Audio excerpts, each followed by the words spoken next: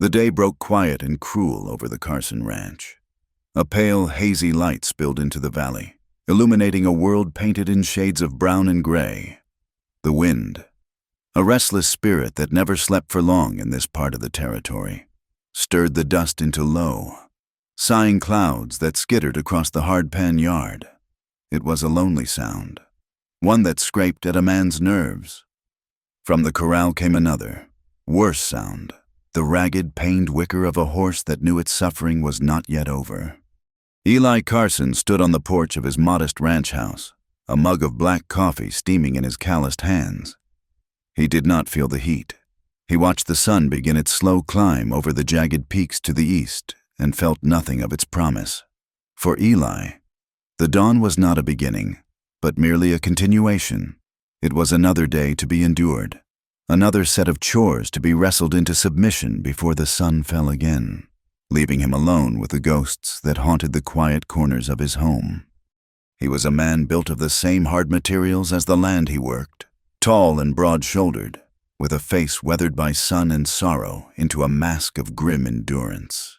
His eyes, the color of a stormy sky, held a distance that kept most men from getting too close.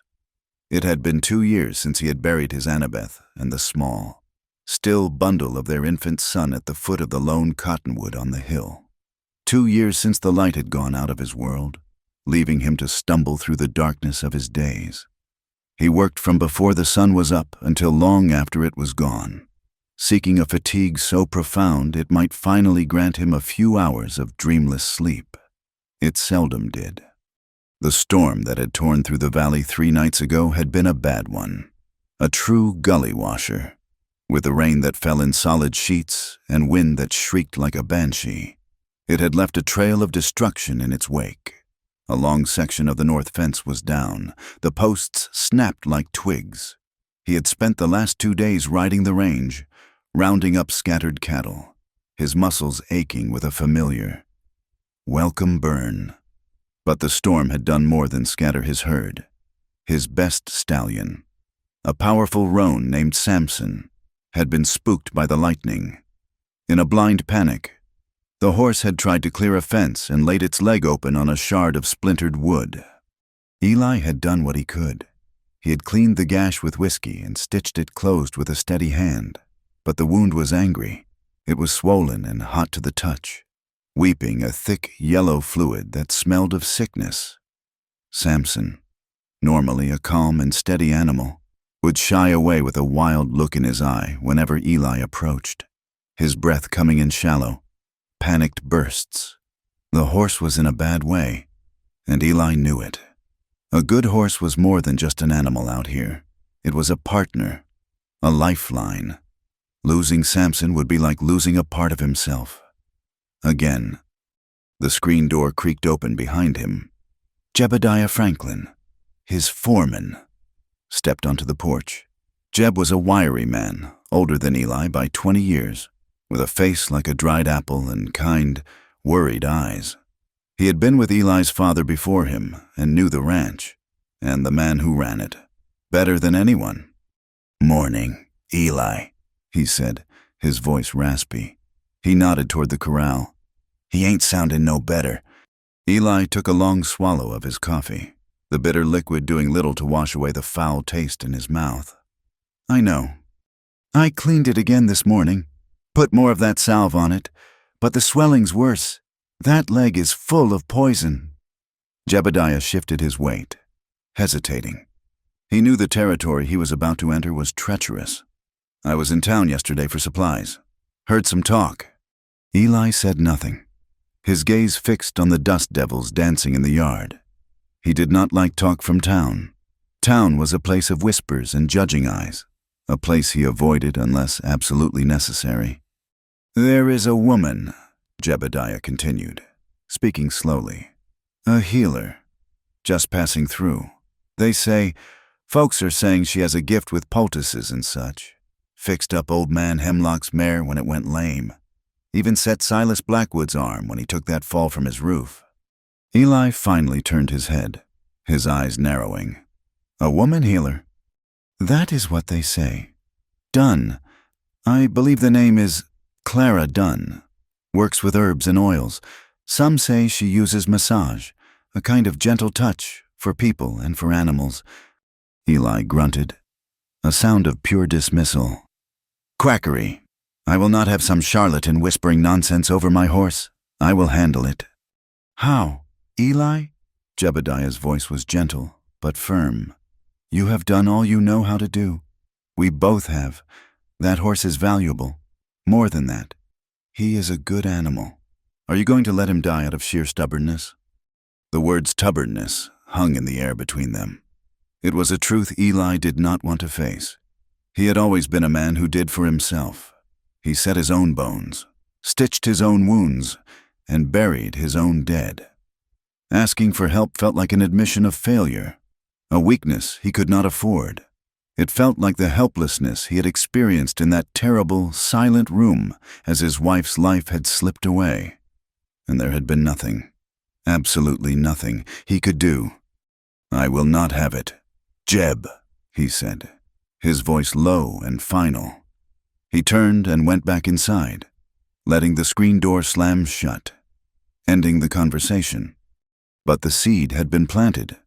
Throughout the long, hot day, as he strained to reset a fence post, the foreman's words echoed in his mind.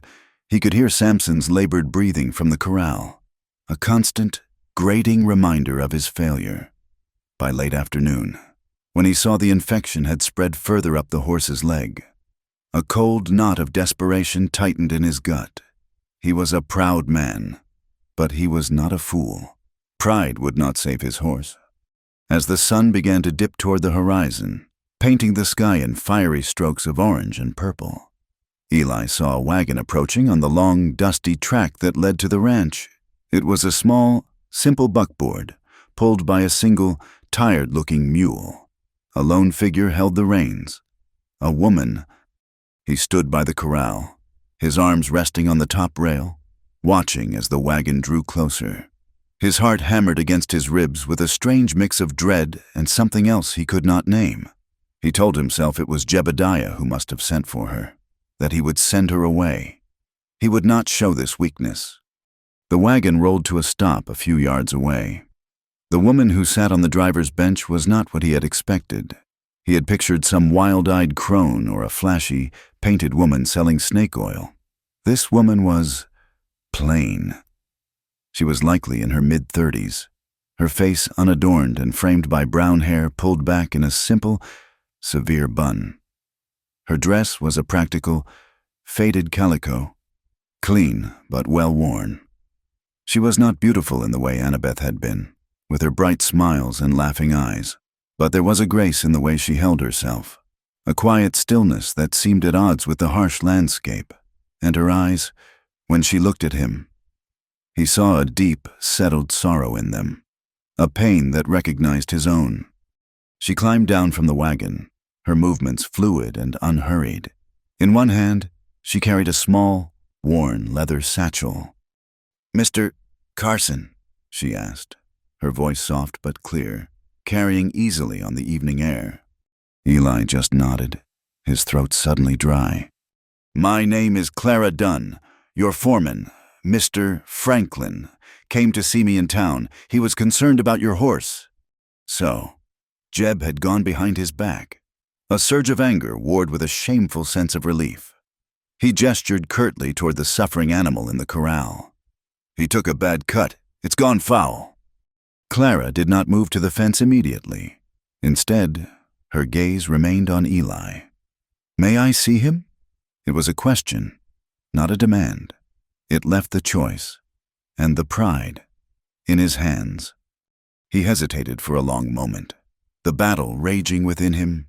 Then, with a sigh that felt like it came from the soles of his boots, he unlatched the gate and swung it open. "Do what you can." She walked past him into the corral, giving off a faint scent of dried herbs, like lavender and sage. She did not approach the horse directly but moved to the side, letting Samson see her, speaking to him in a low, soothing murmur.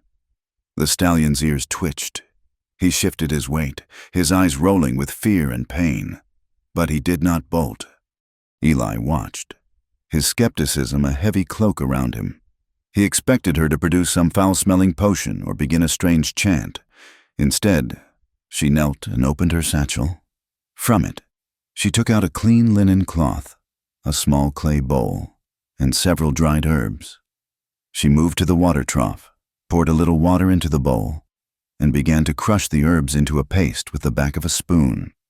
"The wound needs to be cleaned of the poison," she said, not looking at him, her attention focused entirely on her task. "But forcing it only drives the pain deeper and frightens the animal. Fear makes the body hold on to sickness." She stood and approached Samson slowly, her hand outstretched, the bowl of green paste in her palm. "Easy now, big fellow, easy now. I am here to help." The horse snorted, stamping his good front hoof, but he allowed her to draw near. She began to croon a soft, wordless tune as she gently, carefully, applied the poultice around the edges of the swollen wound, avoiding the raw, open flesh. The stallion flinched but stood his ground, seeming to draw comfort from her calm presence and steady voice. Eli stood frozen, a silent observer to a ritual he did not understand. He had always dealt with animals through strength and command, a firm hand and a loud voice. He had never seen anything like this quiet communion. After applying the poultice, Clara rinsed her hands and came to stand beside him at the fence. The horse, amazingly, seemed calmer already. His breathing was a little easier, the wild panic in his eyes receding. "The herbs will draw out some of the heat," she explained. "But the poison is trapped deep inside. We need to help the body release it." She looked at Eli directly, and he felt the full weight of her gaze. "He trusts you more than he trusts me. He knows your hands, but your hands carry your tension. He can feel it. He thinks you mean to cause him more pain, so he fights you." She stepped closer to him, her expression serious. "I need you to help me. I am going to show you what to do. You must be calm. You must lend the horse your strength, not your fear." Before he could protest, she took his right hand. Her fingers were surprisingly strong, her skin cool and dry against his. The unexpected touch sent a jolt through him, a feeling so foreign he almost pulled away. He had not been touched with any tenderness by anyone in 2 years. "The swelling is here," she said, guiding his hand through the air, showing him the area on the horse's leg, just above the wound. "The body has locked itself down around the injury to protect it. We need to persuade it to let go." She then placed his hand on the wooden rail of the fence. "Pretend this is his leg. Now, press down hard." He did as she asked, his instinct to use force taking over. "No," she said softly. She placed her hand over his, and the warmth of her palm spread through his skin. It was a strange and unsettling intimacy. "Not like that. You are fighting it. He will feel that as an attack." Her fingers adjusted his, lightening his pressure until his hand was barely resting on the wood. "Now," she whispered, her voice close to his ear. "Just move your palm. Slowly. In a circle. Feel the grain of the wood beneath your skin. Do not think of it as pushing the sickness out. Think of it as inviting the health back in. Just rub it gently." He followed her instruction, his large, rough hand moving in a slow circle on the weathered wood. Her hand remained over his, guiding him, her touch impossibly light. "Breathe, Mr. Carson," she murmured. "Let the tension go from your shoulders. Let it run out of your arms and into the earth. The horse will feel the calm in you." He was not aware he had been holding his breath until he let it out in a rush. He felt the tightness in his shoulders ease fractionally. He closed his eyes, focusing only on the sensation of his hand moving, the whisper of her voice, the warmth of her touch. "That is it," she said. "Now, let us try with him." She removed her hand, and Eli felt a sudden sense of loss. He opened his eyes.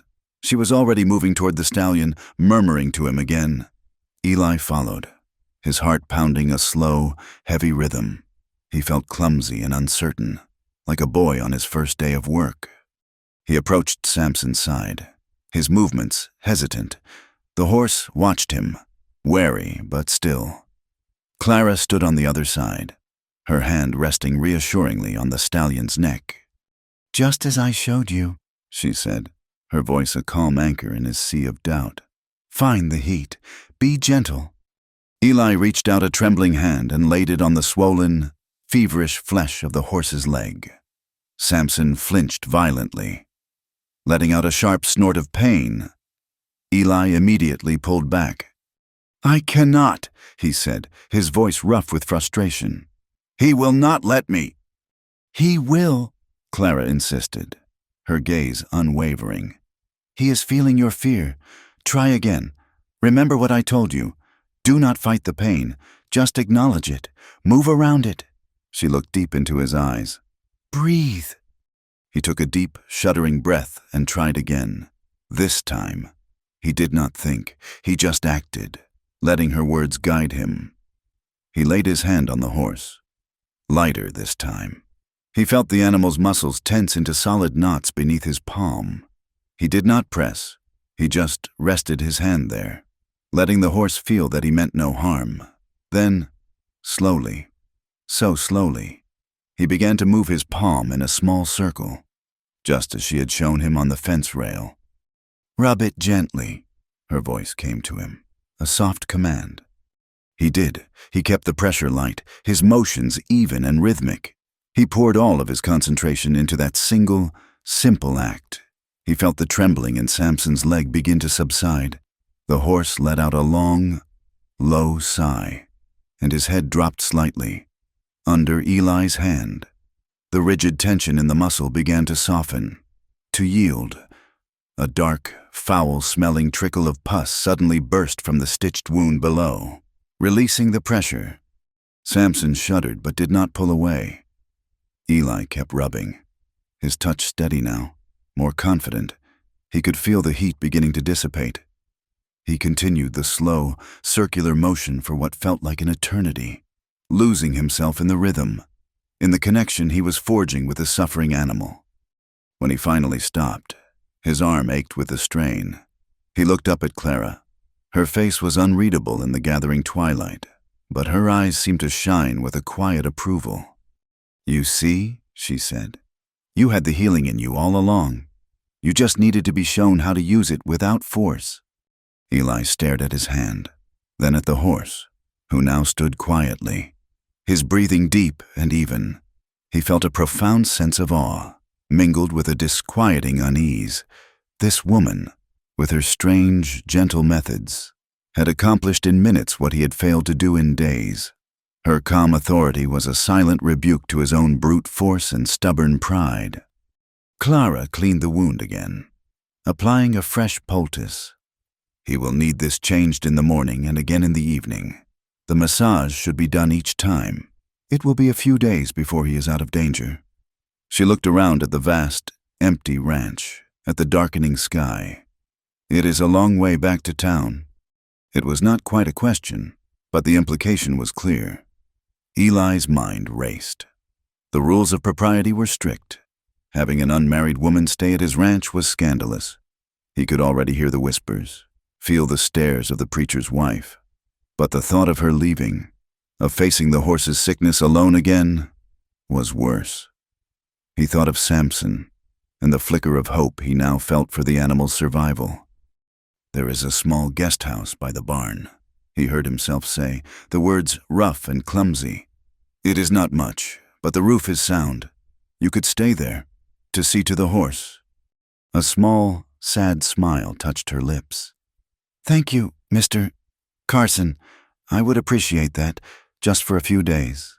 That night, sleep did not come easily to Eli. He tossed and turned in his large, empty bed. The sheets tangled around his legs.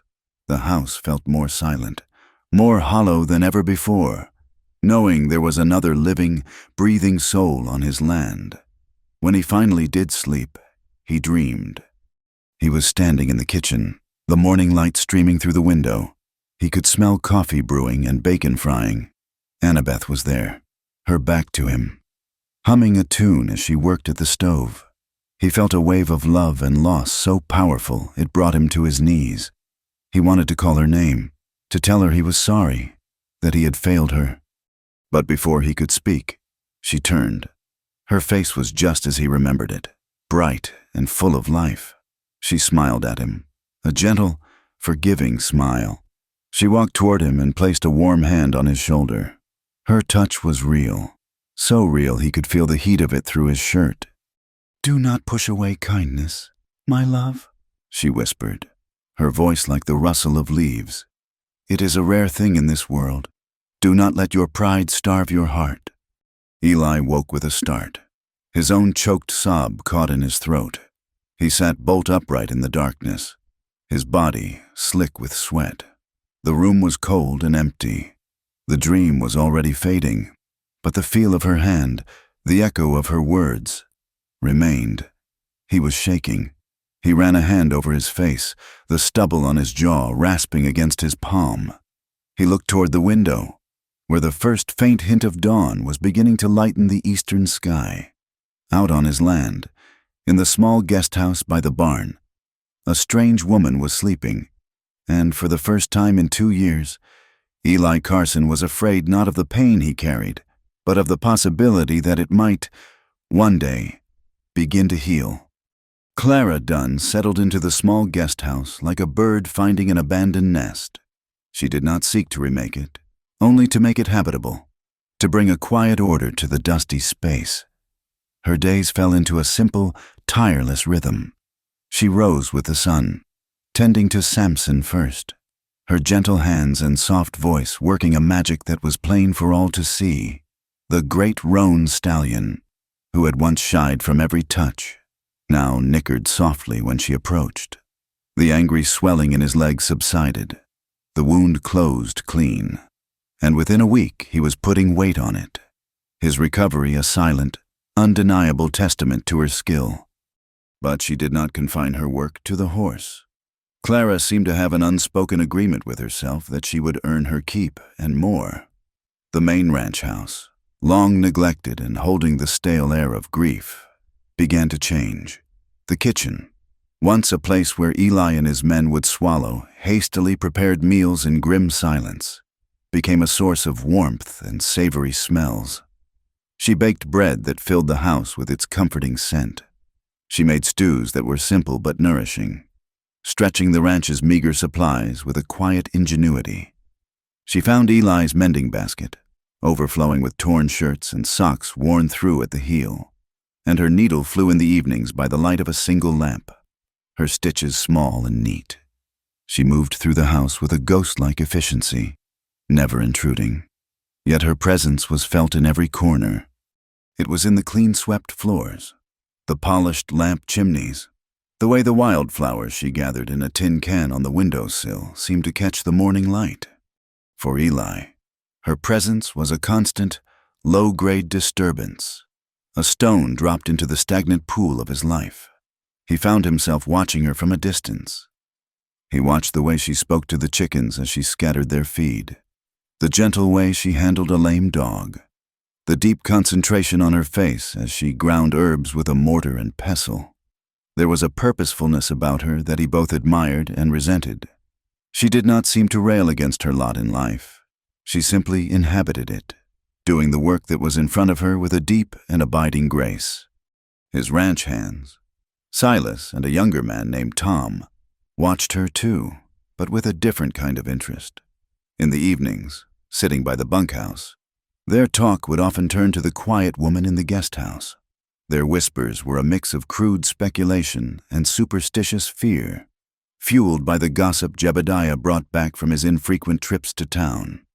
"Heard she was married to a doctor back east," Silas would say, spitting a stream of tobacco juice into the dust. "A real sawbones, and the doctor, he turns up dead, and she turns up with all his books and his remedies. Jeb said the folks in town say she was running around with another man," Tom would add, his young eyes wide. "That the doctor found out, and that is what did him in. They say she put something in his drink. It is not natural, the way she is with that horse," Silas would mutter, looking toward the main house. They call it witchcraft in town, using charms and potions. Says she can pull the pain right out of you with just her hands. That ain't God's work. God's work involves prayer and suffering, not some woman's soft touch. Eli heard the whispers. He heard them on the wind as he passed the bunkhouse, saw them in the sidelong glances his men gave him. He chose to ignore them. He had seen what Clara could do. It was not witchcraft. It was knowledge. It was a patience and a gentleness he had never known. But still, the talk coiled in the air around the ranch, a poisonous, invisible smoke, and he could feel the social distance growing between his ranch and the rest of the valley. The sentiment of the town arrived in person one blistering hot afternoon in the form of Mrs. Albright, the preacher's wife. She came in a black buggy, dressed in severe black bombazine despite the oppressive heat, a woman whose face seemed permanently pinched in pious disapproval. Eli met her on the porch, his face a stony mask. Mr.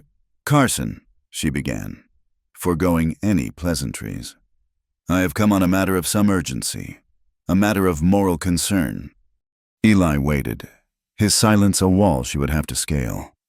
It has come to the attention of the church, and indeed the entire community, that you are harboring a woman of ill repute on your property, she said, her voice sharp and brittle. I am providing shelter to a woman who saved my horse, Mrs. Albright, a horse no one else could help. Help? She sniffed, her thin nose wrinkling as if she smelled something foul. The kind of help she offers is not sanctioned by the Lord. She is a practitioner of strange arts. There are stories about her, Mr. Carson, dark stories, adultery, unseemly practices. They say she was driven from her last town for bringing ruin upon a good family. A woman like that, living here, unchaperoned, with a widower. It is an affront to decency. Her kind brings ruin to good men. Eli's jaw tightened. He thought of Clara's quiet dignity, of the tireless work she did without a word of complaint. He contrasted it with the venomous certainty of the woman standing before him. My ranch and who I have on it are my business. Madam, he said, his voice dangerously low, I thank you for your concern, but it is not needed. Mrs. Albright's eyes narrowed. Mark my words. Eli Carson, you are inviting trouble into your home. The Lord does not look kindly on those who walk in the shadow of sin. You will find yourself isolated. A man cannot stand alone in this country. She turned without another word, climbed back into her buggy, and drove away, leaving a cloud of righteous dust in her wake. Eli stood on the porch for a long time after she was gone, the woman's warning echoing in his ears. He felt the invisible walls of the town closing in around him, and a cold anger settled in his heart. He was already alone. What more could they take from him? That evening, the tension of the day settled deep in his right shoulder. It was an old injury, a relic from a cattle raid months before, when a rustler's bullet had grazed him, and he had been thrown from his horse. It ached with a dull, persistent fire whenever he was tired or strained.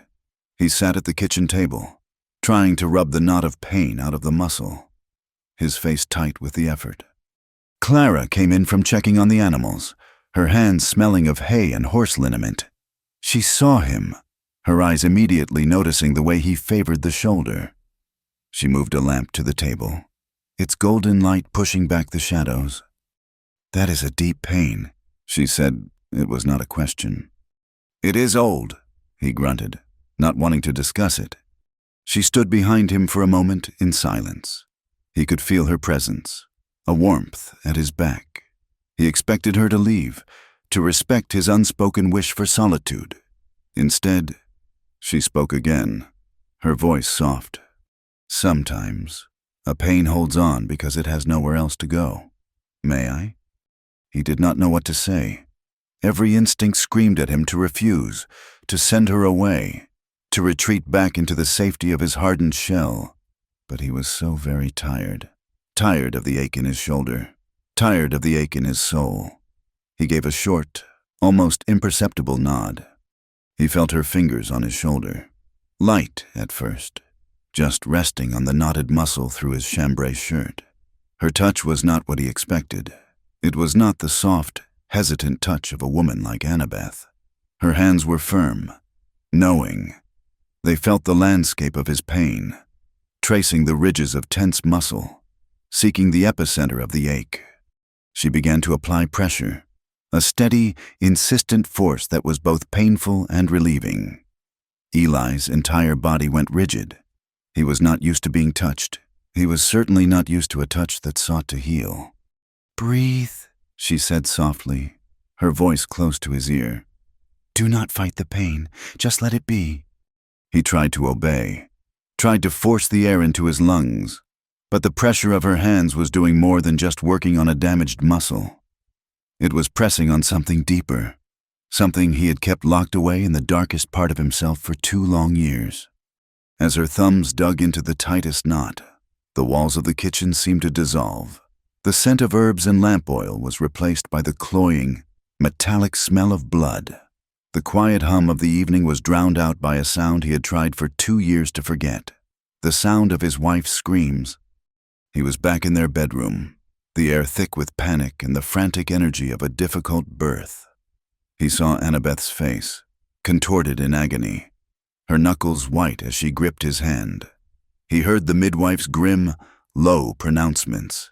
He felt the crushing, suffocating helplessness of a strong man who could do nothing but watch as the woman he loved was torn apart from the inside. Her screams, they had echoed in his head for months, waking him in a cold sweat. He had failed her. His strength had been useless. He had stood by, a powerless giant, and let her die. He had failed to save her, and he had failed to save their son. "Stop!" he choked out, the word torn from his throat. He wrenched himself away from her, shoving his chair back so hard it nearly tipped over. He lurched to his feet and stumbled to the other side of the room, turning his back to her, his breath coming in ragged, painful gasps.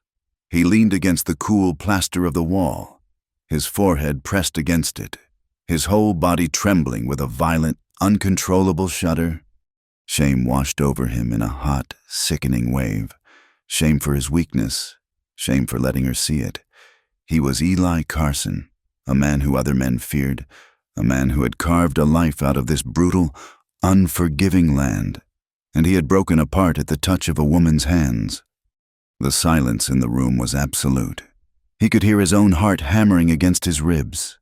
He waited for her to speak, to question him, perhaps even to mock him. "I am sorry," she said, her voice so quiet he could barely hear it. "I did not mean to cause you distress." He heard the soft scrape of her chair as she stood, the whisper of her skirts as she moved to the door. He heard the door open and close gently behind her, leaving him alone in the lamplight with the ghosts she had awakened. Later that night, long after the lamp in Eli's window had gone dark, Clara slipped out of the guest house. The moon was high and full, bathing the valley in a stark, silvery light. She walked past the silent barn, past the corral where Samson slept peacefully on his feet, and up the gentle slope of the hill that overlooked the ranch. She stopped beneath the sprawling branches of the lone cottonwood tree, its leaves rustling in the night breeze like 1,000 whispering voices. A few yards from its trunk, 2 simple wooden crosses stood stark against the pale grass. She did not kneel. She stood, her arms wrapped around herself, and looked up at the vast, star-dusted sky. Her lips moved, but the words were for no human ear. "He carries so much," she whispered to the moon, to the silent, watching stars. "He thinks his guilt is a burden no one else can understand." A single tear traced a path through the dust on her cheek. "But I understand. Oh, Lord, I understand." Her own memories rose to meet her in the moonlight, just as sharp and as cruel as Eli's. A small, feverish body in a cramped room. Her own daughter, Sarah, her breath coming in shallow rasps. Clara had known what to do. She had the herbs to break the fever, the knowledge passed down from her grandmother. But the townspeople, the same ones who had whispered about her marriage to a doctor twice her age, the same ones who feared her remedies as unnatural, had refused her. The preacher had called her work an abomination. They had barred her door, threatened her, told her to put her faith in God's will, not in weeds and roots. And so she had watched, helpless, as her own child's life had flickered and died, not from a lack of knowledge, but from an abundance of fear. Her husband, a man broken by grief and swayed by the town's poison, had cast her out, blaming her for not saving their child with the very methods they had forbidden her to use. "They called it God's will," she murmured, her voice thick with an old, cold anger. "But it was their pride, their ignorance, and I let them win. I should have fought harder." Her own guilt was a mirror to Eli's. Two sides of the same tarnished coin. Both of them were haunted by a death they felt they should have prevented. Two wounded souls, circling each other in the vast, lonely expanse of the West, recognizing the shape of their own pain in the other's eyes without ever having to speak its name. In the days that followed, the air between them shifted. The raw, exposed moment in the kitchen was not a wall that separated them, but a bridge that had been silently, painfully built. There was a new quiet understanding in their interactions. They spoke little, but their shared silence was no longer empty. It was filled with what had been left unsaid. One morning, Eli found her by the creek bed, her satchel half full of freshly picked leaves. "There are better plants up in the hills," he said, his voice gruff. "Yarrow, comfrey. I can show you the places if you like." She looked up at him, her eyes searching his. She simply nodded. He saddled 2 horses, and they rode out together, away from the ranch, climbing the winding trails into the low, rolling hills that bordered his land. He led her to hidden hollows where the ground was rich and damp, pointing out the plants with the gnarled, knowing finger of a man who had been born on this land. He showed her the feathery leaves of the yarrow plant, good for stopping bleeding, and the broad, hairy leaves of comfrey, which the old-timers called knitbone. She listened, her attention absolute, her knowledge meeting his. She would touch a plant, crush a leaf between her fingers, and tell him of its other properties, of uses he had never heard of.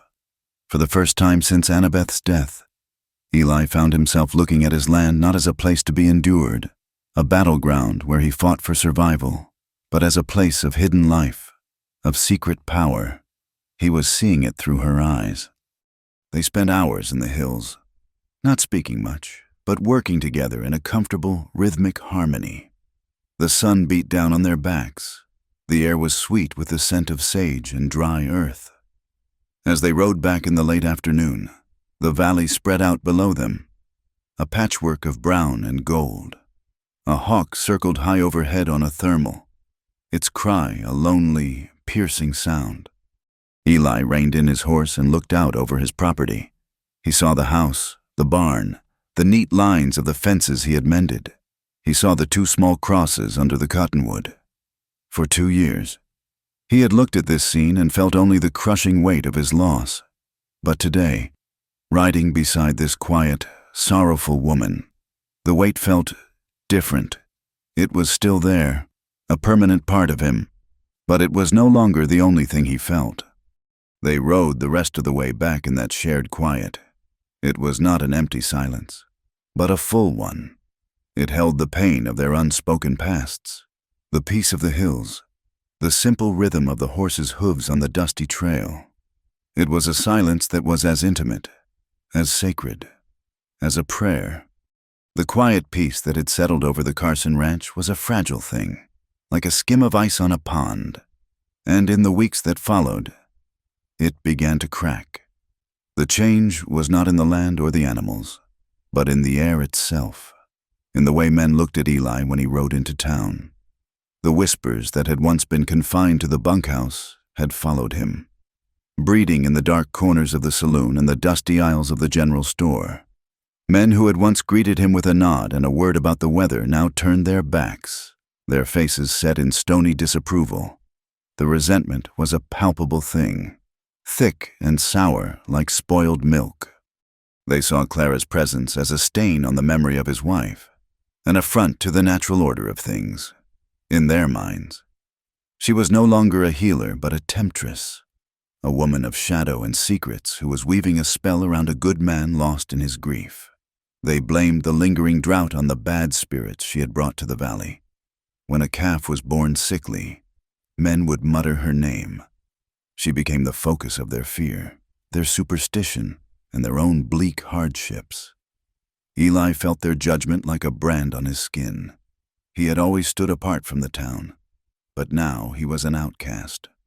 The tension festered at the ranch as well. Silas and Tom grew sullen, their work done with a resentful slowness. They avoided Clara, stepping out of her path as if she carried a contagion. Eli saw the way they watched him, their eyes holding a new, insolent challenge. He was a man accustomed to respect, and the loss of it chafed at him. Yet, he said nothing. To defend her to them would be to give their ignorant gossip a weight it did not deserve. He simply met their gazes with an icy calm that dared them to speak their poison aloud. They never did. The official voice of the town's displeasure arrived on a Tuesday, carried by Sheriff Brody. The sheriff was a practical man, broad and weathered, who wore his badge with a heavy sense of duty rather than pride.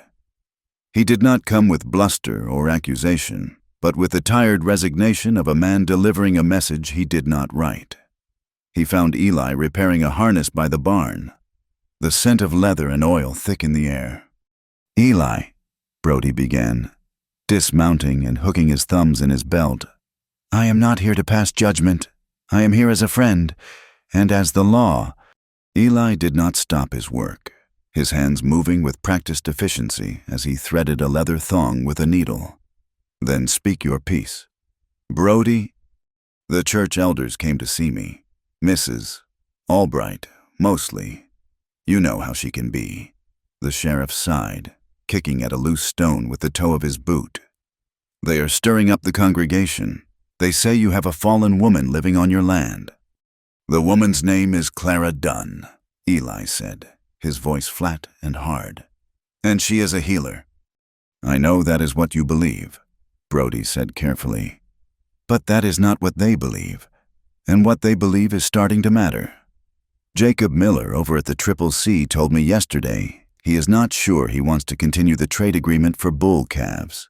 Said he cannot do business with a man who has lost his moral compass."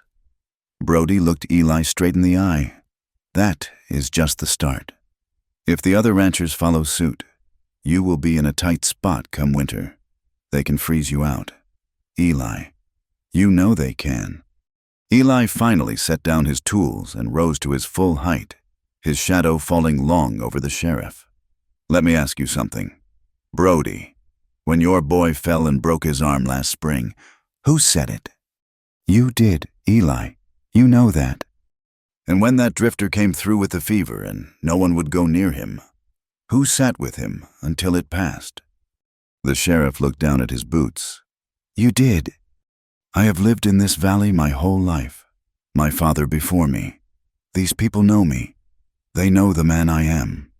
His voice grew low, a dangerous rumble of controlled fury. "And I will not be told who I can and cannot have on my own land by a pack of gossiping old women and superstitious fools. Clara Dunn saved my best horse when no man in this valley, myself included, knew what to do. That is a fact. Their whispers are just air. You tell Jacob Miller and the rest of them that I will not be threatened. My moral compass is my own." Sheriff Brody held up a hand. "I have delivered my warning. Eli, that is all I came to do. Just watch yourself." He turned and mounted his horse, his face a grim mask of concern. As he rode away, neither man saw the figure of Clara standing in the shadows of the guest house, a basket of laundry frozen in her hands, her face pale. She had heard enough. She had known, of course, that her presence was a problem. She had felt it in the cold silence of the town, seen it in the eyes of the ranch hands, but to hear it laid so bare, to know that her staying was costing Eli his livelihood, his standing among his neighbors, was a burden she could not let him carry. He had shown her a kindness she had not known in years. a quiet acceptance that had been a balm to her wounded soul. She would not repay that kindness by being the agent of his ruin. That night, she made her decision. She waited until the main house was dark and silent. The moon was a sliver in the sky, offering little light in the small, sparse room of the guest house. She lit a single candle. Its flame flickered, casting long, dancing shadows on the walls. She moved with a quiet purpose, folding her few spare clothes and placing them in her worn leather satchel. She gathered her herbs, her bowls, her small collection of oils, wrapping each in a scrap of cloth. Her movements were slow, deliberate, as if each action carried a tremendous weight. This place, this small patch of ground where she had felt a flicker of peace, was another place she would have to leave behind. It was the story of her life. A floorboard creaked on the porch of the main house. Clara froze, her heart leaping into her throat. She heard the heavy tread of his boots in the yard, coming closer. He knew. She did not know how, but he knew. She stood perfectly still in the center of the room, her packed satchel on the cot beside her, and waited. The door to the guest house opened without a knock. Eli stood silhouetted against the dark night, filling the frame. He looked from her pale face to the satchel on the bed, and a muscle jumped in his jaw. He stepped inside, letting the door swing shut behind him, enclosing them in the small, flickering space. The air grew thick, charged with all the things they had never said. "Where do you think you are going?" he asked, his voice a low growl. "It is best that I leave, Mr. Carson," she said, her own voice trembling slightly, though she fought to keep it steady. "I have brought you nothing but trouble. I heard the sheriff. I will not be the cause of your ruin." "My ruin is my own affair," he shot back, taking a step closer. The small room suddenly felt airless. "Did you think I would not notice? That you could just slip away in the dark like a thief?" "I am not a thief," she whispered. "I am trying to protect you." "Protect me?" A bitter, humorless laugh escaped him. "I have been protecting myself my whole life. I do not need you or anyone else to do it for me. I told you that you could stay, and I am telling you that I must go, for your own good." Her voice rose, laced with a desperation she could no longer hide. "Do you not understand? They will destroy you because of me. They will turn everyone against you. You will lose this ranch, everything you have worked for, everything your father worked for. For what? For a woman they believe is a witch, an adulteress." "I do not give a damn what they believe," he thundered, his control finally snapping. He was closer now, so close she could feel the heat radiating from him, see the storm raging in his eyes. "This is my land, my life. I make the decisions here. Not the town, not the preacher's wife, and not you." The force of his anger was a physical blow, but she did not flinch. She saw the turmoil beneath it, the fear and the loneliness he tried so hard to conceal. Her own fear subsided, replaced by a wave of profound empathy. "You are a proud man, Eli Carson," she said, her voice dropping again to a soft, trembling whisper.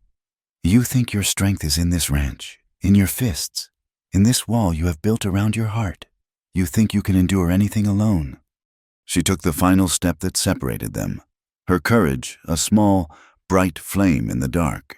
She raised a hand, her fingers trembling, and laid it gently on the center of his chest, over the frantic beating of his heart. His whole body went rigid at her touch. "But you are wrong," she said, her eyes holding his. "Your pain is not in your shoulder. You carry pain deeper than your scars.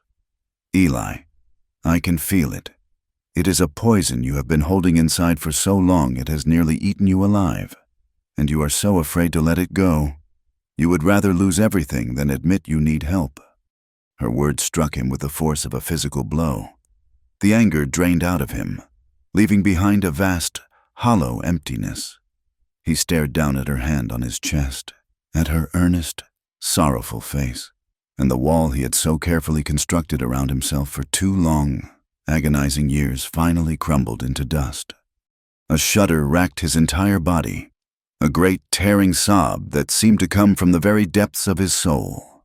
His face crumpled, the stoic mask shattering to reveal the raw, broken man beneath. He squeezed his eyes shut, but it was too late. The tears he had refused to shed, the grief he had buried under years of hard labor and bitter silence, came flooding forth. "It was my fault," he choked out, the words raw and broken, torn from a place of profound guilt. "Annabeth, the baby! I should have done something." He was no longer speaking to her, but to the ghosts that haunted him. "I was there. I heard her screaming. The doctor was too late. I was strong enough to break a man in two. But I could not do anything. I just stood there, helpless. I let them die. My son, I never even got to hold him." He sagged against the wall, his broad shoulders shaking, the sound of his weeping the only sound in the small room. He had not cried when he had buried them. He had not cried in the long, empty nights that followed. He had locked the grief away, believing it was a weakness he could not afford. Now, it poured out of him, a terrible, cleansing flood. Clara did not retreat. She did not offer empty words of comfort. She simply stood with him in his pain, her hand a steady, warm anchor on his chest.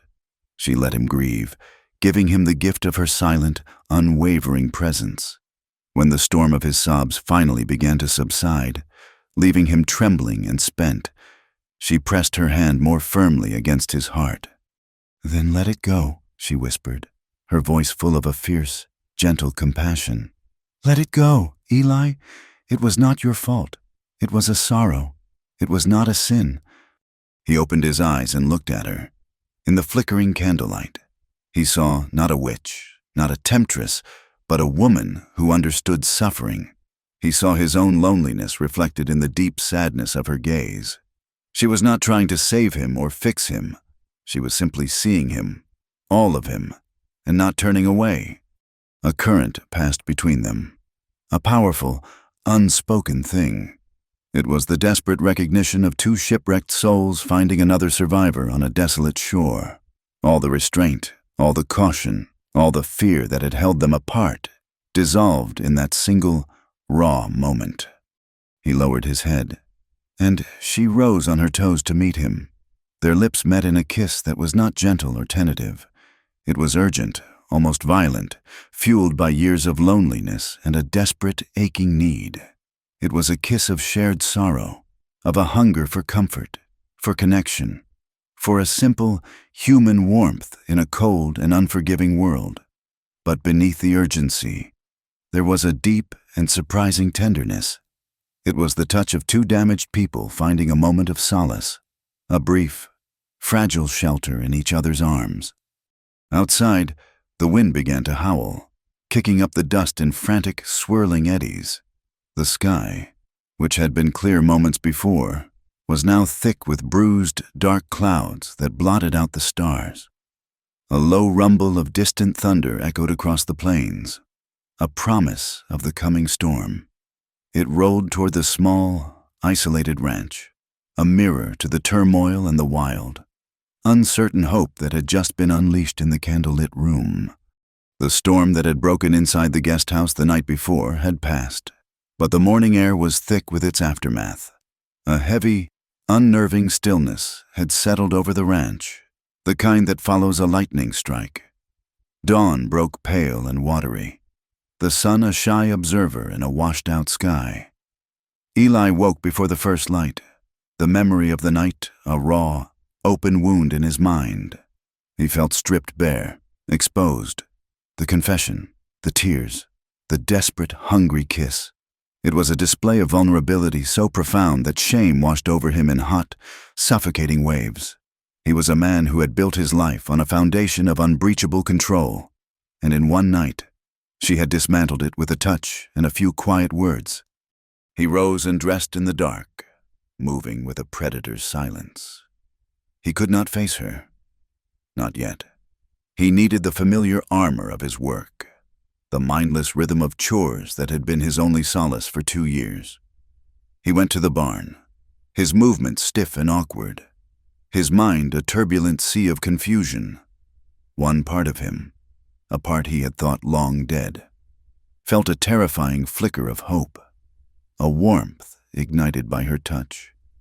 But the larger part, the grim, solitary man who had survived by shutting the world out, was in full retreat. He was ashamed of his breakdown and, even more, he was frightened by the fierce, undeniable need she had awakened in him. From the shadows of the barn, he watched her. Clara emerged from the guest house as the sky began to lighten, her movements as calm and purposeful as always. There was no sign in her demeanor of the storm that had passed between them. She did not look toward the main house, but went directly to the livestock, her steps even and unhurried. She carried buckets of water, scattered feed for the chickens, and spoke in low, soothing tones to the milk cow. She worked with a quiet grace that was both a comfort and an accusation. While he hid in the shadows, wrestling with his own chaos, she was tending to life, her presence a steady, gentle rhythm in the unsteady world. He felt like a coward. The fragile peace of the morning was not destined to last. Trouble was brewing, carried on the bitter winds of gossip. The night before, Silas, unable to sleep, had stepped out of the bunkhouse. He had seen the lamplight in the main house go out, and then, much later, had seen the flicker of a candle in the guest house. He had seen Eli's tall frame cross the yard and enter her small cabin, and later still, after what felt to him like an eternity, he had seen the door open and Eli return to his own house. His mean-spirited, superstitious mind twisted the sequence of events into the ugliest possible shape. He did not see a man in turmoil seeking a moment of human connection. He saw a sinner consorting with a witch in the dead of night. By mid-morning, Silas had shared his poisoned version of the story with Tom, who in turn shared it with Jebediah. The old foreman's face grew grim, but there was little he could do. The story had a life of its own now, and when Silas rode into town for a sack of oats, the tale spilled from his lips at the saloon, each telling more embellished and sinister than the last. He spoke of shadows moving on the guest-house walls, of the rancher bewitched, of a fallen woman who had finally sunk her claws into a grieving man's property. The story spread through the small town like a prairie fire, consuming reason and decency in its path. Just after noon, Eli saw the grim procession approaching on the main track. It was not a single buggy this time, but 3. Reverend Albright led the way, his black-clad figure rigid and imposing on the seat of his carriage. His wife, the formidable Mrs. Albright, sat beside him like a hawk on a perch. Behind them came Sheriff Brody, his face set in stone, and a wagon carrying several of the church elders, men whose faces were pinched with self-righteous certainty. It was not a visit. It was an inquisition. Eli met them in the yard, his stance wide, his hands loose at his sides. He was not a man to be cornered on his own land. He watched them dismount, their movements full of a solemn, theatrical gravity. "Carson," the Reverend began, his voice booming with practiced authority, "we have come to speak with you about the cancer you are harboring in this valley. If you are referring to Miss Dunn, I suggest you choose your words more carefully." "Reverend," Eli said, his voice dangerously quiet. "Mrs." Albright stepped forward, her eyes burning with a feverish zeal. "We will not be delicate when a man's immortal soul is at stake. We have a witness. You were seen. You were in that woman's quarters late into the night. You have brought your sin out from the shadows and into the open for all to see." "My sin," Eli repeated, the words tasting like ash in his mouth, "is my business, and God's, not yours." "Blasphemy," one of the elders spat. "When a man's sin threatens the moral fabric of a God-fearing community, it becomes everyone's business. This woman has poisoned your mind. She works her dark magic on your animals, and now she works it on you. She is a witch, and she must be cast out." The door of the guest house opened. Clara stepped out into the harsh sunlight. She was not dressed for a confrontation. She wore her simple calico work dress, her hands still dusty with flour from baking. But she held her head high, her back straight, and walked toward the gathering with a calm dignity that made their loud accusations seem vulgar and shrill. She stopped a few feet from the group, her gaze not on the angry faces of the elders, but on Eli. "You do not have to do this," she said to him, her voice clear and steady. Then she turned to face the Reverend. "I am the woman you speak of," she said, her voice carrying no hint of fear. "I am Clara Dunn. You accuse me of witchcraft. You call me a sinner." She looked from one grim face to another, her eyes filled not with defiance, but with a deep, weary sorrow. "You speak of God, but you practice only judgment. You speak of morality, but you are consumed by a fear of things you do not understand." She took a step closer, her quiet presence commanding the space around her. "Let me tell you of my sins. My sin was to learn the properties of the herbs that God put on this earth, to learn how a gentle touch can ease a pain that a harsh hand cannot. My sin was to offer comfort to a dying animal that you would have shot and left for the buzzards. You look at me, and you see a threat, a darkness you can rail against to make yourselves feel righteous." Her gaze swept over them, sharp and penetrating.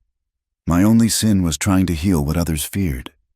Her words hung in the charged silence, a simple, profound truth that left them momentarily speechless. But Mrs. Albright was not one to be silenced by dignity. "The words of a serpent!" she shrieked, pointing a trembling finger at Clara. "She twists the truth to suit her wicked ways. Eli Carson, for the last time, will you cast this fallen woman out? Will you cleanse this house of her unholy influence and return to the arms of the church?" All eyes turned to Eli. This was the moment, the line drawn in the dust.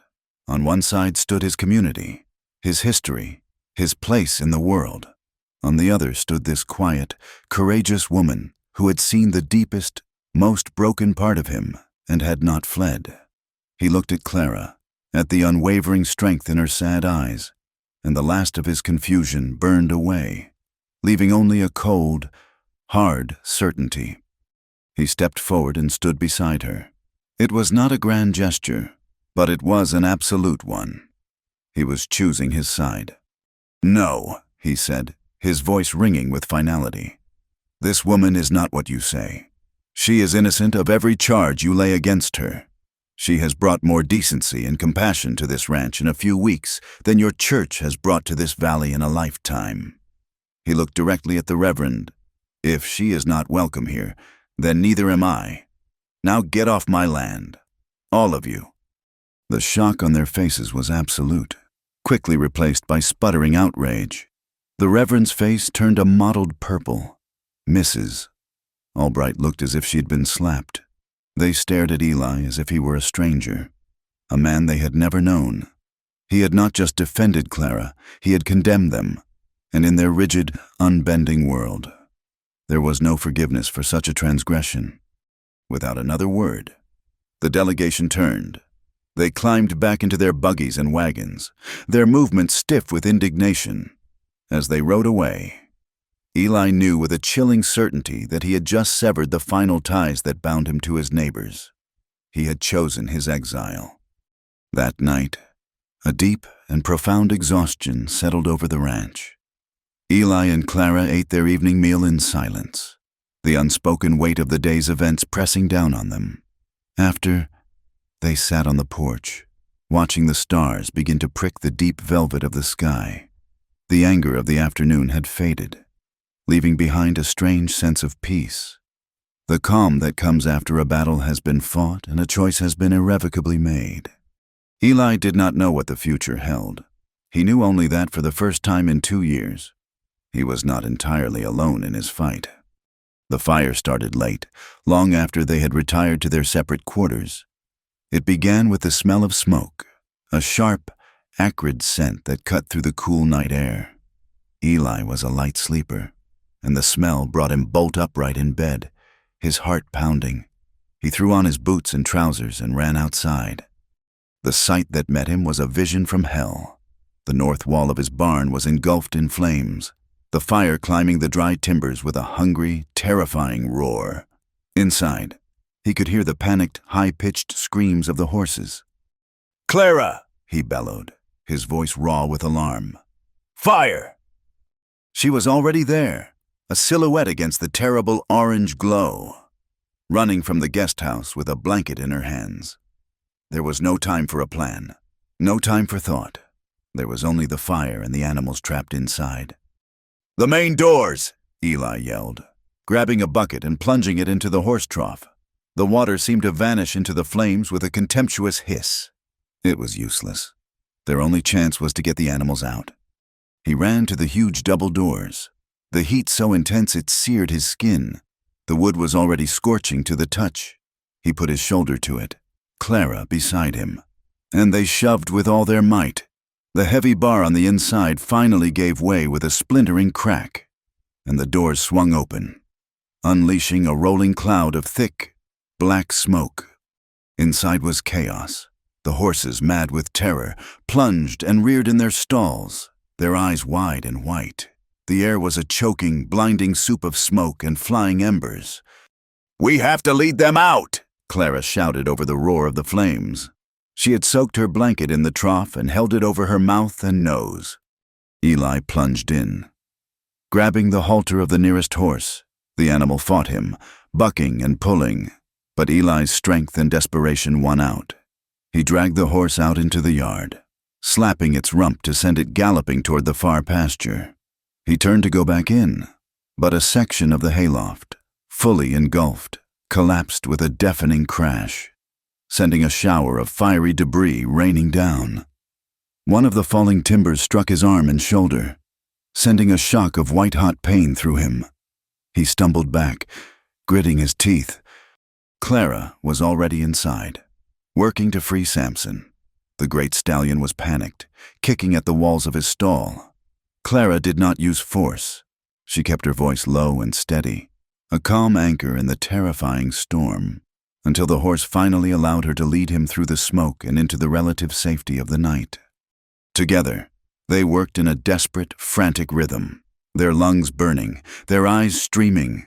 They freed the last of the animals just as the main roof beam gave way with a great, groaning sigh, and the entire structure imploded, sending a column of fire and sparks soaring into the night sky. They stumbled back, gasping for air, their faces black with soot, their clothes singed.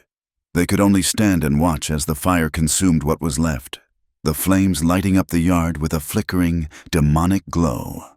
The barn, which had stood for 2 generations, was a funeral pyre. It was only then, as the roar of the fire began to subside into a steady, crackling hum, that the pain hit Eli fully. His arm and shoulder were on fire, a deep, throbbing agony that made him feel sick and dizzy. He swayed on his feet, a low groan escaping his lips. Clara was at his side in an instant, her face etched with concern in the firelight. "You are hurt." She led him to the porch of the main house and gently pushed him down to sit on the steps. She disappeared into the house and returned with her leather satchel of remedies and a bowl of clean water. The world seemed to shrink for Eli, narrowing to the circle of light cast by the dying fire and the focused, gentle movements of her hands. She carefully cut away the burned fabric of his shirt, her touch infinitely delicate. The skin beneath was an angry red, already beginning to blister. He trembled, not just from the pain, but from the shock, the rage, the profound sense of violation. Someone had done this. Someone from the town had come in the night and tried to burn him out. Clara dipped a clean cloth in the water and began to clean the wound. Then she opened a small tin from her bag. It was filled with a pale, cool-looking salve that smelled of comfrey and aloe. She scooped a small amount onto her fingers. He tensed as she reached for his arm, his muscles knotting in anticipation of the pain. "Easy, Eli," she said softly, her voice a balm in the wounded quiet. She looked at him, her eyes reflecting the flickering flames, deep and knowing, "Rub it gently." The words, the same words she had used for his horse, struck him with the force of a physical blow, but this time they carried a different weight, a deeper meaning. She was not just tending to a burn, she was tending to the wound he had received for defending her. As she applied the cool ointment to his seared skin, her touch was so light, so careful, it was barely a touch at all, and as he sat there, trembling under her hands, a terrible and profound understanding settled over him. The pain he felt was not just from the fire was only a symptom. The real pain was the searing realization of all that he had just lost. It was the pain of being cast out, of seeing the life his father had built turn to ash. It was the pain of losing his place in the world, and he had lost it all for her. He looked at her face, illuminated by the dying glow of the fire. He saw the sorrow in her eyes, the strength in the set of her jaw. He had chosen this. He had chosen her over all of it. And in that moment, sitting in the ruins of his life, he knew with a certainty that shook him to his core that he would make the same choice again. When she finished, she said nothing. There were no words that could possibly hold the enormity of what had happened. He reached out with his good arm and pulled her toward him. She came without resistance, sinking against his chest. They held each other in a long, silent embrace on the porch steps, the smoky ruin of the barn before them. The flames had begun to fade, leaving behind a skeletal frame of charred timbers that glowed a dull, angry red against the blackness of the night. The air smelled of destruction and loss. But in the circle of his arms, holding the woman for whom he had sacrificed everything, Eli Carson felt the first, fragile seed of something new beginning to grow in the ashes of his old life. The days that followed the burning of the barn were the hardest Eli had ever known. Yet in some ways, they were the most alive. They lived on an island of ash and dust, surrounded by a sea of silent hostility. The town had excommunicated them completely. No one would sell them supplies. No one would offer a word of greeting. They were ghosts on their own land, their existence acknowledged only by the cold stares they received from any distant rider who happened to pass along the main track. The work was backbreaking. With the barn gone, they had to build a temporary lean-to for the surviving horses against the wall of the bunkhouse. Supplies, already low, dwindled at an alarming rate. They ate sparingly, their meals often consisting of little more than cornbread and whatever greens Clara could forage from the creek bed. The ranch, once a sprawling symbol of his family's endurance, was now a wounded, limping thing, a testament to what he had lost. But in the crucible of that hardship, something new was forged between them. The shame and confusion Eli had felt after their kiss had been burned away by the fire, replaced by a fierce, protective certainty. The invisible wall between the main house and the guest house dissolved. Clara moved into one of the spare rooms of the ranch house, and her presence began to fill the empty spaces that had haunted Eli for so long. Their life fell into a rhythm dictated by survival, and in that rhythm, they found a fragile peace. It was a peace built in small, quiet moments. It was in the way she would have a hot mug of coffee waiting for him at dawn. Her presence on the porch a silent promise that he was not facing the day alone. It was in the way he would watch her, her head bent in concentration as she ground herbs, a small, hopeful smile touching his lips for the first time in years. They shared simple meals at the kitchen table, and sometimes, in the exhaustion of the evening, a shared story or a quiet observation would lead to a sound Eli had thought his house would never hear again. Laughter. It was a rusty, unused sound from him at first, but it was real. Their bond deepened in the daily act of teaching and learning. He, in turn, became her tutor in the ways of the land. He taught her how to sit a horse properly, how to feel the animal's movements beneath her, to ride not with fear but with a firm, confident hand. His large, calloused hands would guide hers as he showed her how to stretch and repair a line of barbed wire, how to tie the knots that would hold against the strain of a spooked steer. He found a quiet satisfaction in sharing his knowledge, in seeing the world he knew through her curious and intelligent eyes.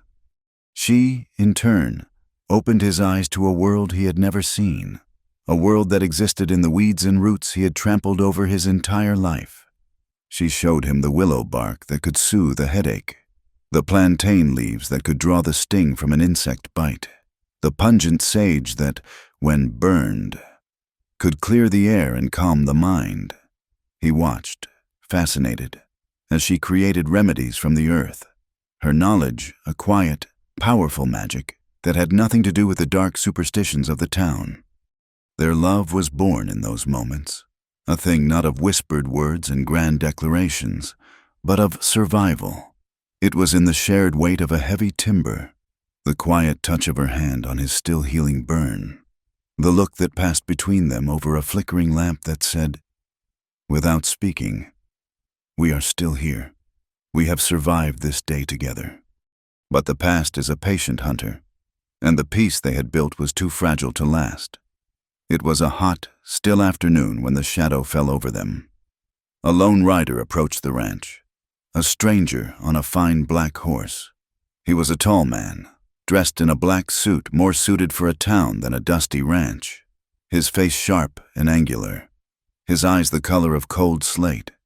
He dismounted with a fluid, predatory grace and walked toward the house where Eli and Clara were sitting on the porch, shelling beans into a large wooden bowl.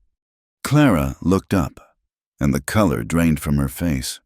A look of pure, unadulterated fear entered her eyes. She stood up so quickly the bowl of beans tumbled from her lap, scattering across the wooden planks. "Marcus," she breathed, her voice a ghost of a whisper. The man's thin lips twisted into a semblance of a smile. It did not reach his eyes. "Clara, it has been a long time. I see you have found a new protector." His gaze shifted to Eli, cold and dismissive, taking in his worn work clothes, the soot stains that still clung to the house, the general air of ruin. Eli rose slowly to his feet, placing himself slightly in front of Clara. "You have business here?" he asked, his voice a low rumble. "I do," the man said, his eyes locking back onto Clara. "My name is Marcus Thorne. My brother was Dr. Andrew Thorne, this woman's late husband." He spoke the words with a venomous precision. "I have been searching for her for a very long time. She disappeared the day after my brother was buried, along with his medical books and a good deal of his money." "What do you want?" Clara's voice was trembling, but she stood her ground. "Want?" Marcus laughed, a dry, rasping sound. "I want justice. Of course. I have come to see you answer for your crimes. I have come to see you tried for the murder of my brother." The accusation hung in the hot, still air, ugly and obscene. Eli felt Clara flinch behind him as if she had been struck. His hand instinctively went to her arm, a steadying, protective gesture. "That is a lie," she said, her voice shaking with outrage. "Andrew died of a fever. The whole town knew it. The whole town knew he had discovered your infidelity." Marcus sneered. "They knew he was planning to leave you, and then, so conveniently, he falls ill with a fever that none of your foul-smelling potions can cure. A fever that you, perhaps, helped along." He took a step closer. "I have come to see you hang Clara." "You will get off this land now," Eli said, his voice dropping to a deadly calm. He took a step forward, his big frame casting a menacing shadow over the smaller man. For a moment, it looked as though violence would erupt right there in the yard. Marcus held up his hands in mock surrender. "There is no need for threats. Rancher, I will not find justice for my brother here, in the arms of your lover. I will find it in town, among civilized men." He gave Clara one last look of pure hatred, then turned, mounted his horse, and rode away, leaving a toxic silence in his wake. Clara sank back onto the porch steps, her face ashen, her body trembling. "He will do it, Eli," she whispered, her eyes wide with terror. "He will turn them all against you. He will not stop until he sees me destroyed." Marcus Thorne was as good as his word. He rode directly into town and established himself at the saloon, buying rounds of whiskey for any man who would listen. He was a skilled and venomous storyteller, painting a picture of Clara as a cunning, adulterous black widow who had poisoned her husband to inherit his knowledge and his money. He gave the town's vague, superstitious fears a new and terrifyingly concrete form. She was not just a witch, she was a murderess. The story was gasoline on the embers of their resentment. Men who had simply shunned Eli now spoke of forming a posse. The demand for a trial, for justice, became a low, angry roar that echoed from the saloon to the steps of the church. Sheriff Brody found himself under immense pressure, caught between his duty to the law and the growing threat of mob rule. The weight of it all settled on Clara like a shroud. She watched Eli moving about the ranch, his face set in grim, determined lines, and she saw the exhaustion in his eyes. She saw the new way he watched the horizon, the way his hand now rested near the Colt revolver he had taken to wearing on his hip. She had not saved him from his loneliness. She had dragged him down into her own personal hell. The guilt was a physical thing, a crushing weight on her chest that made it difficult to breathe. She loved him. She loved him more than she had thought it was possible to love anyone. And it was that love that told her she had to leave. Eli found her that evening in her room, the small leather satchel, her constant companion, sitting packed on the bed. The sight of it sent a shaft of pure ice through his heart. It was happening again. "No," he said, his voice rough with emotion as he stepped into the room. "You are not doing this." She turned to face him, her eyes glistening with unshed tears. "I have to, Eli, do you not see? This is not about whispers and social standing anymore. That man will see you dead to get to me. They will come here with ropes and with guns. I will not let you die for me." "And I will not let you run," he said, his voice breaking. He crossed the room in 2 long strides and took her by the shoulders, his grip desperate. "Listen to me. Clara, do you think I care about this ranch? About the town? I watched it all burn.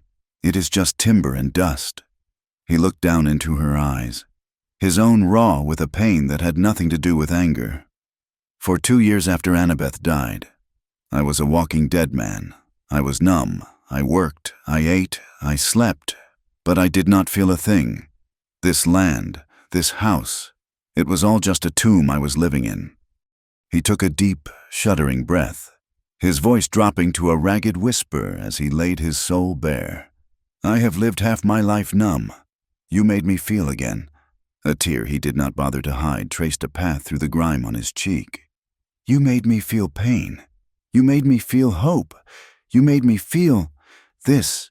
He pressed her hand to his own heart, letting her feel its frantic, steady beat. "I will not go back to being numb. Clara, I will not lose you."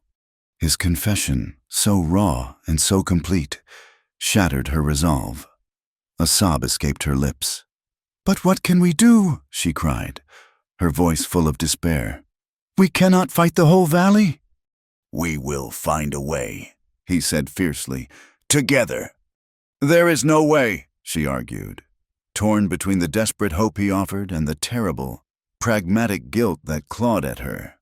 "My staying here will only lead to more destruction, more pain." As the words left her mouth, a strange, orange glow began to fill the window frame behind him. A sudden, hot gust of wind rattled the glass. Eli turned, his body going tense. The horizon to the west was on fire. It was not the localized glow of a burning building, but a vast, terrible wall of orange and red that stretched for miles, painting the underside of the growing smoke clouds with an apocalyptic light. A prairie fire. It was the single greatest terror of the plains, a monster that could outrun a horse and consume everything in its path, and it was coming their way. "Oh, God," Clara breathed, her hand flying to her mouth. There was no more time for arguments, no more time for decisions about leaving or staying. Their personal crisis was dwarfed in an instant by a catastrophe that threatened to annihilate everything. "The horses!" Eli yelled, his voice snapping with command. "Get the cattle moving toward the creek bed. It is our only chance." They raced outside into a world that was rapidly changing. The air was hot and hazy, filled with the smell of burning grass and a fine, choking ash that was already beginning to fall like a black snow. The wind, which had been a gentle breeze moments before, was now a hot, violent gale, fanning the flames, driving the fire forward with terrifying speed. They worked with the frantic energy of the damned. Eli threw open the gate to the pasture, his yells and the crack of a rope driving the small herd of cattle into a panicked run toward the relative safety of the wide, rocky creek. Clara raced to the lean-to, untying the horses, her hands working with a speed she did not know she possessed. But the fire was faster. The roar was deafening now, a constant, hungry sound that consumed all else. The heat was a physical blow. The world became a dizzying, terrifying chaos of smoke, ash, and orange light. They had managed to free the animals and were making a last, desperate run for the creek themselves when a burning section of the bunkhouse roof, caught by a powerful gust, lifted into the air like a fiery kite. It cartwheeled through the smoke and slammed into the ground near where Clara was running. She cried out, a sharp scream of pain, as a heavy, flaming timber struck her leg, sending her sprawling into the ash and dust. Eli saw her fall. For one horrifying, heart-stopping second, the world froze, and he was back in that silent bedroom, helpless, watching a life slip away. No! The word was a primal roar, torn from the deepest part of his soul. He did not hesitate. He ran back into the inferno, ignoring the flames that licked at his clothes, the smoke that tore at his lungs. He reached her side, saw that her leg was trapped, twisted at an unnatural angle beneath the heavy beam. With a surge of adrenaline-fueled strength, he heaved the smoldering timber aside. She was conscious, her face pale with shock and pain. "Eli, go!" she gasped, pushing at him. "Save yourself!" He ignored her, scooping her up into his arms as if she weighed nothing. He would not be helpless again. He would not lose her. He held her tight against his chest, shielding her body with his own, and turned his back on the flames. He lowered his head and plunged through the blinding smoke and swirling ash, one slow, determined, agonizing step at a time, carrying the only thing left in his world worth saving. Clara surfaced from a deep, dark ocean of pain and smoke.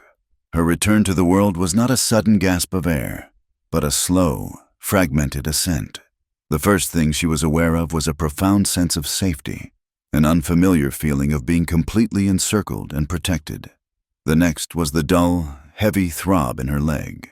Then came the smells, old wood smoke, dried herbs, and the faint, clean scent of lye soap. She opened her eyes. The light was dim, filtered through a dirty window pane. She was in Eli's bed, in his room, the unfamiliar patterns of the ceiling above her. And she was not alone. He was there, asleep in a chair pulled close to the bedside, his head slumped onto his chest, his face etched with lines of exhaustion she had never seen before. One of his arms was draped over the edge of the bed, his large hand resting only inches from hers. He had not left her side. Memory returned in a terrifying rush. The roar of the fire, the falling timber, the searing pain, and then the world dissolving into a chaos of smoke as Eli lifted her into his arms. He had carried her. He had carried her through the inferno, his body a shield against the flames, his voice a low, desperate rumble in her ear, promising he would not let her go. She shifted slightly, and a soft groan escaped her lips. Eli's eyes snapped open. For a moment, they were clouded with sleep and worry. Then they cleared, and a look of such profound relief washed over his face that it stole her breath. "Clara," he breathed, his voice rough with disuse. He leaned forward, his calloused fingers gently touching her forehead, checking for fever. "You are awake." "How long?" she whispered, her throat dry and raw. 2 days, he said. "You have been in and out of a fever. Your leg, it is broken. I set it as best I could." He looked down at her leg, which was tightly splinted and propped on a pillow. His expression was grim, haunted by the memory. "I did not know if—" He could not finish the sentence. He did not have to. She reached out and laid her hand over his. His skin was warm and solid. "You saved my life, Eli." He shook his head, his gaze dropping to their joined hands. "I just refuse to lose you," he said, the words simple and absolute. In that moment, she understood. He had not just been saving her from a fire, he had been fighting the ghost of his own helplessness. And this time, he had won. In the days that followed, as her strength slowly returned, the full scope of the devastation became clear. When she was finally able to limp to the porch, leaning heavily on a crutch Eli had fashioned for her, she saw a landscape transformed. The ranch was a skeleton. The barn was gone. The bunkhouse a charred ruin. The fire had swept across the northern pasture, leaving behind a vast, rolling carpet of black ash. It was a scene of utter desolation. Yet, life endured. The main house, though scorched and smoke-damaged, still stood. In the distance, by the winding green line of the creek bed, a small cluster of their cattle grazed, the survivors of the herd. And as she looked closer at the blackened earth, she could see tiny, almost imperceptible shoots of new green grass already pushing their way up through the ash. The fire had destroyed, but it had also fertilized. The land was scarred, but it was ready for new growth. It was a mirror of her own heart. The first visitors arrived a week after the fire. It was a wagon carrying Sheriff Brody and, to Clara's surprise, Reverend Albright. The preacher's face was no longer a mask of righteous fury, but was haggard and humbled.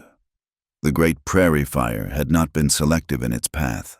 It had ravaged the edges of the town as well, destroying several outlying farms and sowing a terror that had felt biblical in its scope. In the face of such an indiscriminate, overwhelming force, the town's petty cruelties and judgments had seemed to shrivel into insignificance. They saw the fire not as an accident of nature, but as God's wrath, a divine rebuke for their treatment of the outcasts in their midst. Eli met them in the yard, his stance unyielding, his face hard as granite. Clara stood on the porch, a silent observer. "Carson," the Reverend began, his voice lacking its usual booming confidence. The town, we were wrong. We let fear and gossip guide us. What happened here? What happened to all of us? It was a judgment." He looked from the ruined ranch to Clara on the porch. "We have come to offer our help. Whatever you need to rebuild, lumber, supplies, manpower, it is yours." Eli listened, his expression unreadable. He looked at the faces of these men who had stood by while his life was dismantled, who had called for his expulsion. He saw shame in their eyes, and fear, but he also saw a glimmer of genuine remorse. His first instinct was to tell them to take their help and their pity and leave him to his ruin. Pride was a hard habit to break, but then he looked back at Clara, at the hopeful, forgiving light in her eyes. He looked at the blackened land and thought of the long, hard winter to come.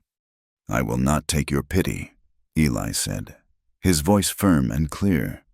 "I will not take your charity. What was burned here was burned by the hatred you fostered. That is a debt you cannot repay with a few planks of wood." The Reverend's shoulders slumped. He had expected as much.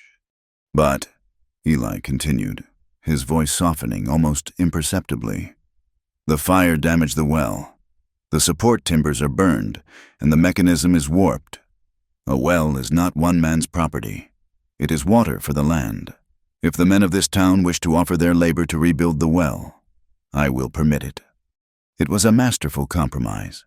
It was not forgiveness, not yet, but it was an opening. It was an act of communal restoration he could accept without sacrificing his dignity. It was a single bridge back to a world he had thought he was cut off from forever. In the following days, the men came. They worked in disciplined, quiet crews, their faces grim with the task at hand. They did not speak much to Eli, and he did not speak to them. But a silent understanding began to grow in the shared labor of reconstruction.